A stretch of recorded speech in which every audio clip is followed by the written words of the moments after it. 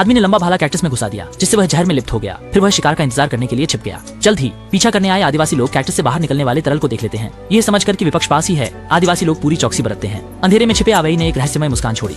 इस समय जमीन पर मौजूद आदिवासी ने विरोधी के दिखाए चमड़े के जूते देखे। उसने अपनी सांस रोकी और सावधानी से आगे बढ़ा, यह जाने बिना कि यह सब विरोधी का कुशलतापूर्वक तैयार किया जाल था। जब तक आदिवासी ध्यान नहीं दे रहा था, अवेई ने तेजी से भाला घोंप दिया। बिना कोई मौका दिए आगे बढ़कर एक गोली और चला दी। अपनी जाति के लोगों को एक एक करके मारे जाते हुए देखकर मुखिया ने व्यापक तलाशी शुरू की। लंबे समय से भागने के बाद आवे भूख और प्यास से बुरी तरह जूझ रहा था। उसे प्रोटीन की आपूर्ति के लिए पोषण की तुरंत आवश्यकता थी।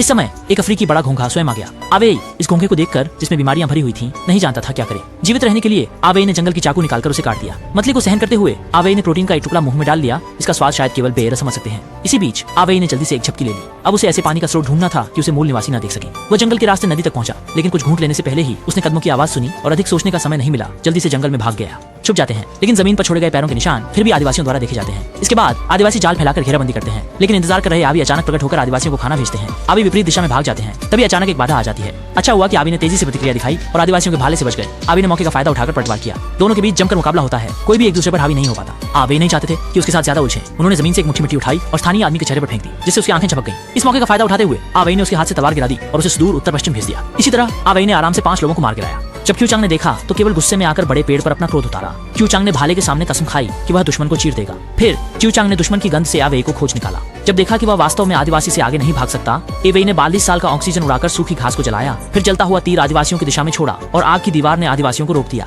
जब देखा कि आदिवासी उसका कुछ नहीं कर सकते, एवे खुशी से उछलने कूदने लगा। लेकिन उत्साह के बाद एवे की हालत अचानक बहुत खराब हो गई।